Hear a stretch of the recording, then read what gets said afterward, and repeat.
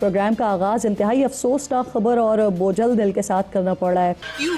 क्या हुई? इस्लामाबाद के इलाके तरलाई में इमाम बारगाह मस्जिद में नमाज जुमा के दौरान फायरिंग के बाद खुदकुश धमाके में 31 अफराद शहीद और 160 से ज्यादा जख्मी हुए हैं। पाकिस्तान इज अंडर वॉर और जो हमने संदूर 2 and actually this is संदूर 2, this is on. क्योंकि याद रखें ये ऐसे वक्त हुआ है जब उज़्बेकिस्तान के सदर का दौरा और हाई लेवल अलर्ट सिक्योरिटी का ये हाल था, यानी इस्लामाबाद कंट्रोल से बाहर है। पूरा पाकिस्तान खुसूसन पंजाब इस वक्त बसंत मना रहा था और खुशी से मुल्क झूम रहा था।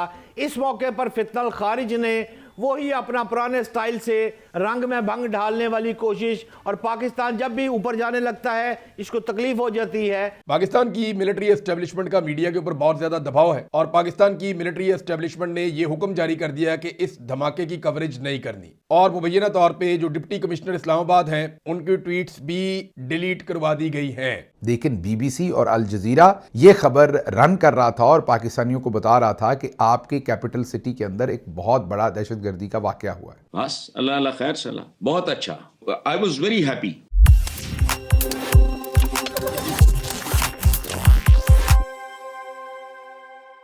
नमस्कार दोस्तों, स्वागत है आपके अपने चैनल पर। दोस्तों, पाकिस्तान की राजधानी इस्लामाबाद के एक मस्जिद में भयानक आत्मघाती हमला हुआ है जिसमें दर्जनों लोगों की मौत हो गई है और सैकड़ों घायल बताए जा रहे हैं।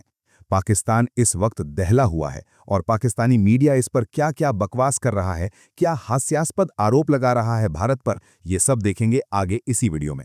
तो दोस्तों, अगर वीडियो पसंद आए तो लाइक करें, शेयर करें और अपनी राय कमेंट में जरूर बताएं। ऐसे ही धमाकेदार खबरों के लिए हमारे चैनल को सब्सक्राइब करना बिल्कुल ना भूलें।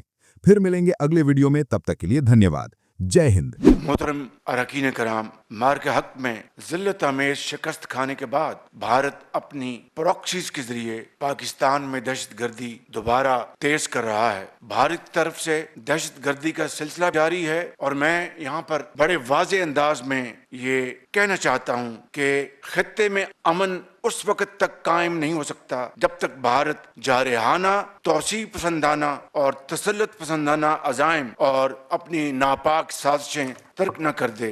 अल्लाह ताला के फजलो करम से पाकिस्तान की बहादुर फौज और सिक्योरिटी फोर्सेस भारतीय दहशतगर्दी में मुलव्वस कठपुतलियों का वही हाल करेंगे जो मार के हक में भारतीय तैयारों का हुआ था। भारत जो फ्रंट खोलेगा, जिस जुबान में बात करेगा, इसी फ्रंट पर और उसी जुबान में कभी ना भूलने वाला हम इंशाअल्लाह जवाब देंगे। कि जब भी दुनिया में पाकिस्तान का मजबूत इमेज जा रहा होता है ना, तो दहशतगर्द बुज़िलाना हरकत करके इसे तबाह करने की कोशिश करता है।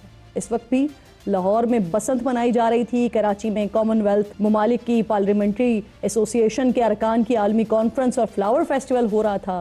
भारत और अफगानिस्तान के एजेंट्स ने पहले बलूचिस्तान को खून में नहलाया और फिर इस्लामाबाद में खून बहाया। खुदकुश बम्बार ने अफगानिस्तान से तरबियत ली है। वज़ीर दिफा ख्वाजा आसिफ कह रहे हैं कि जुल्म का जवाब रियासत पूरी कुव्वत से देगी। खैबर पख्तूनख्वा से बलूचिस्तान से दहशतगर्दी पाकिस्तान के दिल तक पहुंची है। सर, क्या इसे हम पुलिस की नाकामी कहें या क्या कहें इसे, क्योंकि बताया जा रहा है कि शायद ये एक नहीं 3 हमलावर थे जो दाखिल हो गए थे। लेकिन ये तो देखना पड़ेगा ये तरबियत कहाँ पे ले रहा है। जो बार बार हम पीटते थे और कहते थे और आज भी इस पे इतरार है अफगानिस्तान कि हम ये दहशतगर्द जो है ये प्रोड्यूस करते हैं और ये फंडेड बाय इंडिया।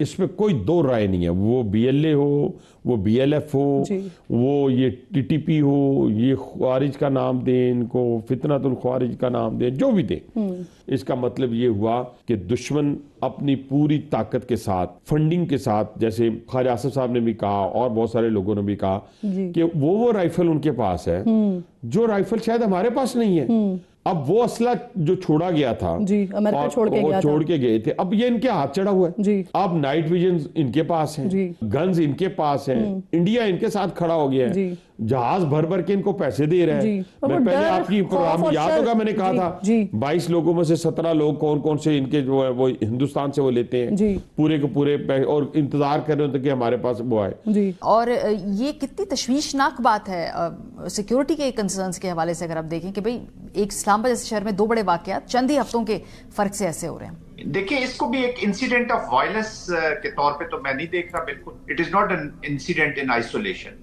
ये उसी जो लार्ज स्केल की जो वॉर हमारे ऊपर थोप दी गई है ये उसी का हिस्सा है जी। And I have no doubt कि ये बेसिकली एक तो इस्लामाबाद में इसमें 3-4 मैसेज दिए गए हमारे यहाँ। एक तो पहला मैसेज तो ये दिया गया जी कि your capital is not safe. वो जो होपलेसनेस या जो डिस्पोनेंसी फैलाना चाहते हैं या जो अवाम के अंदर ये तासुर देना चाहता है कि योर सिक्योरिटी फोर्सेस या आपका जो स्टेट है वो they are unable to protect you. Number 2 of course जो प्रॉक्सी की एप्लीकेशन है वो बिल्कुल क्लियर सामने आ रही है, क्योंकि वो समझते हैं कि एक फॉल्ट लाइन है जो सेक्रेटेरिएट डिवाइड है, शिया सुन्नी का जो कॉन्फ्लिक्ट है उसको बढ़ावा दिया जाए। और यही चीज वो बलोचिस्तान में पहले कर चुके हैं, पंजाबी और बलोची एक कॉन्टेक्स्ट में। उसको उन्होंने लिसानी बुनियादों पर, इसको मजहबी बुनियादों पर एक डिवीजन, और ये चीजें होती रहेंगी। और नंबर 4 ये है कि जी वो देखे एक चीज वो बताना चाह रहे हैं कि आप इस्लामाबाद हो, बलोचिस्तान हो, खैबर पख्तूनख्वा हो, पाकिस्तान इज अंडर वॉर। और जो हमने संदूर 2 and actually this is संदूर 2, this is on. अभी जो क्वेटा में हुआ इसको भी उसी से जोड़े, जो मैं बल्कि शुरू करूंगा कुरम से जी। आप कुरम को इसके साथ जोड़े, फिर क्वेटा के अंदर थोड़ी सी बलोचिस्तान में चीजें जरा थोड़ी सी लो बर्नर पे थी एनिमी की तरफ से, तो उसको फिर हाई प्रोफाइल किया जी कि खैबर पख्तूनख्वा में तो हमने एक अपना प्रोफाइल और अपनी चीजें दिखा दी हैं, लेकिन बलोचिस्तान में और आज ये कैपिटल में, तो इन सब की कड़ियां मिलती हैं जी। इससे कंक्लूजन जी हम निकालते हैं कि Pakistan is under proxy war. Proxy की एप्लीकेशन है, स्ट्रक्चर्ड एप्लीकेशन है। पाकिस्तान की अवाम को वो अलग और उनमें नफरत पैदा करना चाहते हैं अगेंस्ट सिक्योरिटी फोर्सेस। पाकिस्तान को वो लसानी और मजहबी बुनियादों पर तकसीम करना चाहते हैं। मैं तो कहता हूँ नेशनल सिक्योरिटी की मीटिंग प्राइम मिनिस्टर को बुलानी चाहिए immediately, and we should get down to the boards and we should be moving forward. अब ऐसे इनको एज इंसिडेंट ऑफ वायलेंस करके और वो हम इसको आई मीन इग्नोर नहीं कर सकते, क्योंकि ये बहुत बड़ा धमाका है। 31 की तादाद तो मेरा ख्याल है आपने बता दी है, और अभी और भी खुदा न खास्ता शोहदा की तादाद बढ़ सकती है। अगर ये इतनी बड़ी तादाद है तो फिर आज की जो मीटिंग फैसला हुआ है शहबाज शरीफ और मोहसिन नकवी के दौरान, उसमें फिर क्या अगला आप मुस्तकबिल पाकिस्तान में देख रहे हैं? क्या ऑपरेशन को किस नजर से देख रहे हैं मियां साहब? बट साहब जो मामला बलूचिस्तान का है और केपीके का है, वहां पर अगर देखा जाए तो जो पाक अफगान बॉर्डर है वहां पर इस वक्त रॉ और मोसाद वो बिल्कुल एक्टिव है, और बीएलए जिसको फितनतुल हिंदुस्तान कहते हैं, और हिंदुस्तान की मुकम्मल उसको फंडिंग भी हासिल है और वहां पर तरबियत भी हासिल है। आप अगर देखें जो बलूचिस्तान का जो अफगानिस्तान का सूबा नमरोज है वहां से वहां इनको ट्रेनिंग दी जाती है, और वहां जो सफारत खाने हैं, जो कौंसल खाने बने हुए हैं भारत के, वो कौंसल खाने सफारत खाने नहीं है, वो ट्रेनिंग सेंटर है, दहशत गर्दी के वो जो है वो अड्डे हैं। यार क्या अजीब से हम पता नहीं रिटार्डेड लोग हैं, पता नहीं कौन लोग हैं, हर चीज में साजिश।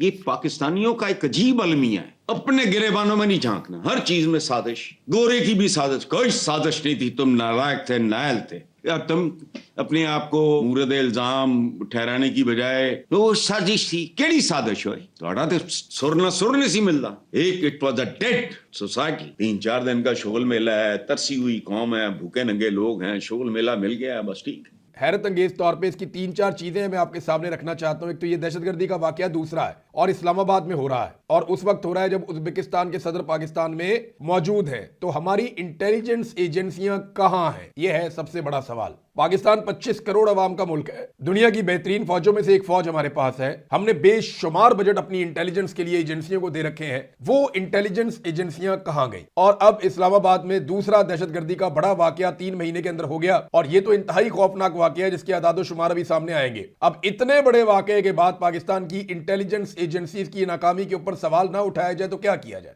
कि इतना पैसा हम खर्च करते हैं, हमारी इंटेलिजेंस एजेंसियां दहशतगर्दी के वाकयात को रोक क्यों नहीं पा रही? खैबर पख्तूनख्वा में दहशतगर्दी हो रही है, नहीं रोक पा रही। बलूचिस्तान में लगातार दहशतगर्दी बढ़ती चली जा रही है, हत्ता कि पूरी एक ट्रेन को काबू कर लिया दहशतगर्दों ने, पूरी ट्रेन यरगमाल बना ली और वहां कत्लेआम किया, एजेंसियां कुछ ना कर पाई। उसके बाद जो है वो 12 शहरों के ऊपर एक साथ अटैक कर दिया गया, और अक्सर किसी ना किसी शहर को यरगमाल बना लिया जाता है। पूरा का पूरा बलूचिस्तान जो है वो नो गो एरिया बना हुआ है, आप सड़कों में ट्रेवल नहीं कर सकते, आप एक इलाके से दूसरे इलाके में जा नहीं सकते, शाम के वक्त आप कोयटा से बाहर नहीं निकल सकते, आप कोयटा के अंदर दाखिल नहीं हो सकते, बसें बंद कर दी जाती हैं, ट्रेनें बंद कर दी जाती हैं, इंटरनेट बंद कर दिया जाता है। इतनी बदतरीन सूरत हाल है, और पाकिस्तान की इंटेलिजेंस एजेंसियां मुकम्मल तौर पर नाकाम हो चुकी हैं। उन्हें चाहिए कि कोई जिम्मेदारी तो ले इस बात की। और दहशतगर्दी को कैसे दबा रहे हैं? देखिए, दहशतगर्दी को खत्म करना है तो आपको दहशतगर्दी के वाकयात रोकने हैं, टीवी चैनल्स को नहीं रोकना।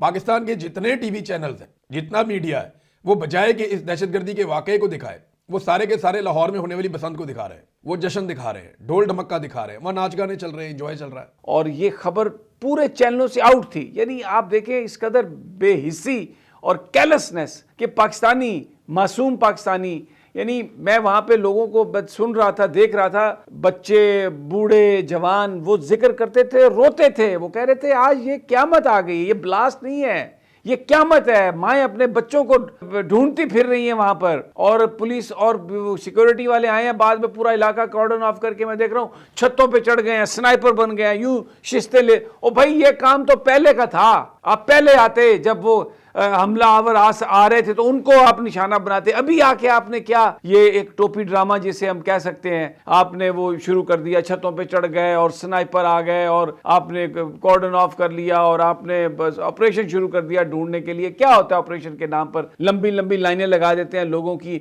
आप देखें इस्लामाबाद में हाई अलर्ट है, सदूर आए हुए हैं और रास्ते बंद हैं, आप जाएं रोकते हैं हर 2 किलोमीटर के बाद, या बड़े बड़े चलान, सब कुछ। लेकिन क्या आज खतीजतुल कुबरा इमाम बारगाह में तो क़यामत आ गई, वहां पर तो लोगों की जानें चली गई, खानदान के खानदान उजड़ गए। और इलेक्ट्रॉनिक मीडिया दिखा रहा है, मैं कहता हूं किसी चैनल का नाम लें, हर बड़ा चैनल के टिकर नीचे से चल रहे हैं, जख्मियों के, शहादतों के ऊपर वो बसंत की बेहयाई चल रही है, या वो स्पोर्ट्स चल रहा है, क्रिकेट चल रही है, या वो ऐवान सदर चल रहा है, या फिर वो वजीर आजम के बयान चल रहे हैं, मरियम नवाज के बयान चल रहे हैं, दहशतगर्दों को ये कर देंगे, वो कर देंगे। बहुत ही घटिया किरदार उनका। ओ जी पाकिस्तान अब सेंटर बन गया तो इसलिए दहशतगर्दों का निशाना है, होगा ये सब कुछ। असल बात ये है कि आप क्या हुआ आज, intelligence failure, total intelligence failure. आपको कुछ पता नहीं कि क्या होने वाला है। और फिर दूसरा, आज ये एक स्ट्रेटेजिक सिग्नलिंग आप इसे कह सकते हैं कि बिल्कुल पूरी दुनिया को जो भी था उसने ये पैगाम दिया कि ये बिल्कुल नाअहल लोग हैं, इनको कुछ पता नहीं है, ये अपनी हिफाजत नहीं कर सकते, कि ये बिल्कुल इनकम्पिटेंट लोग हैं और यहाँ पर कोई माहौल नहीं है, कोई यहाँ पर अमन अमान ठीक नहीं है। नाच मेरी बुलबुल के पैसा मिलेगा, उस पैसे के ऊपर जो इन्होंने एक तरफ लाशें इग्नोर की और दूसरी तरफ ठुमके और ढोल ढमक्के दिखाए। एक्सीलेंट, ये अभी ड्रामा नहीं है, जाके देखो, बल्कि आप अभी देख लो। खत्म, bye bye, tata, good bye, गया।